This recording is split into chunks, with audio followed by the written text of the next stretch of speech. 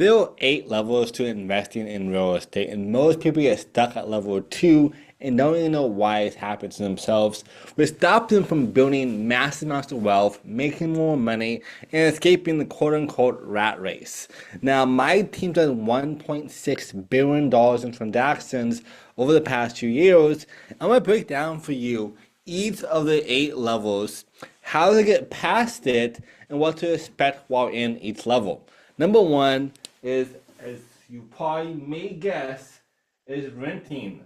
Most people don't even get to the finish line. They don't even start investing. And I would say number two isn't quite investing itself, but renting. I do know people who own millions of dollars in assets and they still lease.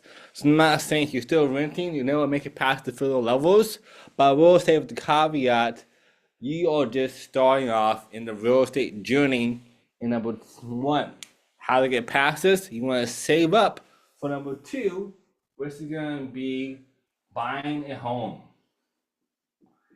And this is when people get stuck on the most. Most people make it here and they think that the house is an asset. But I hate to break it to you. Your house is a liability. If it does not make you more income every single month and it costs you money, then it's not an asset. And this breaks a lot of people's hearts, but it's so true. Now, the way to get past this is a couple options. Option one, you leverage your already built-in equity to then buy more properties, or you can do a live-in flip. And just say you have a house you live in and you like it. After 5-10 years, your family grows. Like for me, my son's 22 months. I will upgrade my house as he gets older and we add in more children to our family. That is a live-in flip situation. So this is another thing you can do as well for level 3. But most people, they get stuck here and don't even know it because they think they're investing, which they're not. Number 3 is the next logical choice. This is an investment home. And it happens in a couple ways. Option one, the person makes their primary home they had beforehand a rental. They say, hey, let's not sell it, let's just keep it, rent it out, and build up some nice cash flow and wealth. Now, I will add, though, that most people are always talking these two, most number 2, though, but buying a home is not a legit business in my opinion. I have a whole video I see up above and down below in my description that walks you through single family houses versus commercial real estate. More on that on number 7. Make sure you stay for that one. That one's going to change your whole entire life when it comes to making true wealth. But when it comes to investing in a home, the way to get past this is going to be thinking bigger and, of course, leveraging this equity. Don't try to pay it off. Dave Ramsey was a great strategy system 20, 30 years ago. Homes are way more expensive now. Like my parents who had their home, or my wife's parents with their homes, they cost them probably $50K to buy it. Nowadays, that same house is $500,000 or more. So this strategy of just not leveraging equity doesn't work anymore. Number 4, this is small family.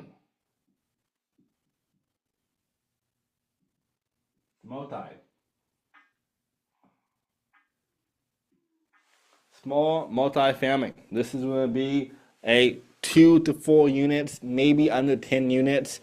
And that point, it's kind of commercial real estate. But 2 to 4 is what you call a single family house still. If it's under 5 doors, it still counts as residential real estate.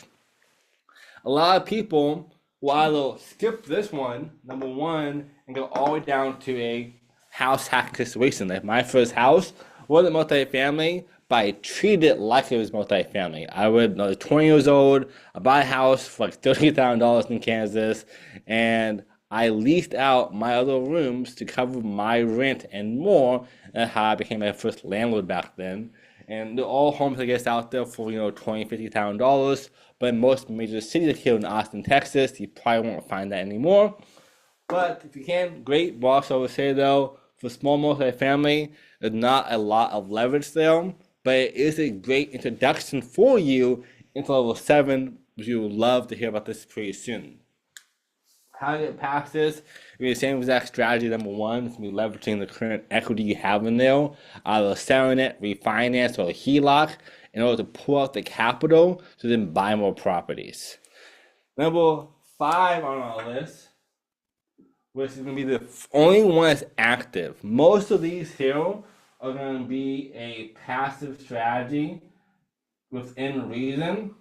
Number 5 is active. I do think that it takes more skill to be an active investor than it does all the other skills. Also, I add in flipper for those like, this is not really investing. You're right. It's not really investing. But it gives you so much skill for later on. When you're doing portfolios or commercial real estate development later on in this segment, this makes a massive difference having that skill set already under your belt. So I want to have it in here as well. Now, of course, within these levels too, you can find a broker, you can find a wholesaler. Also, levels of investing or being in real estate. Flippers is what it sounds.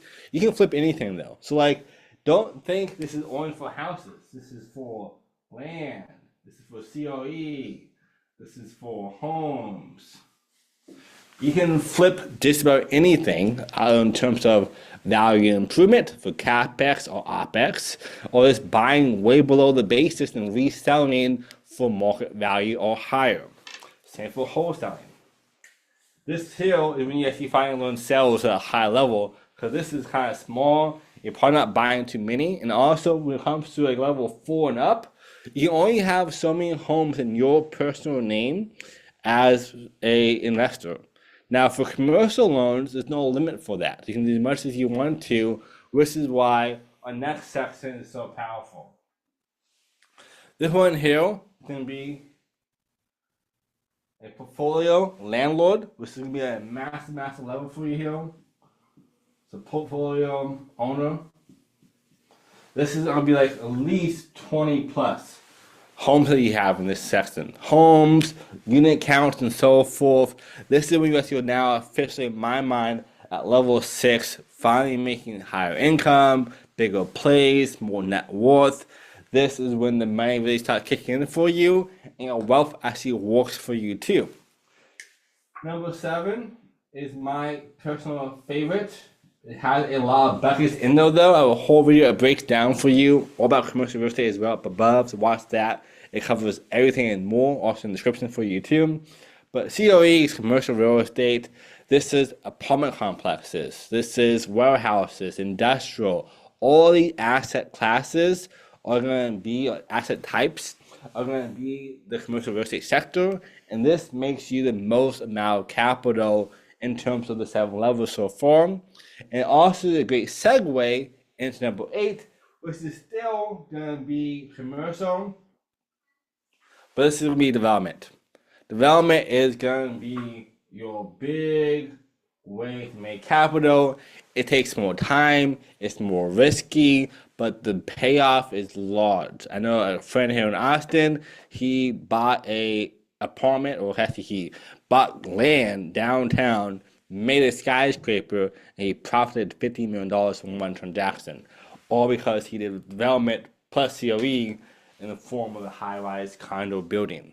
So these are the 8 levels. Down below, I'm curious, what level are you on right now? And what is your goal level? We want to be at the next 12 months from here. Down below, let me know. If you need more help and support all things commercial real estate, let me know as well by doing #COE and help you get the best transactions under the sun. We help you all across the Sun Belt in mostly apartments, multifamily, main niche, RV, MH, storage units, and of course also industrial warehouses as well. But when we're about the whole strategy though, down below, do #COE. Let me know what level you're on right now. And of course, make sure you share this video to your network, and I will see you at the top.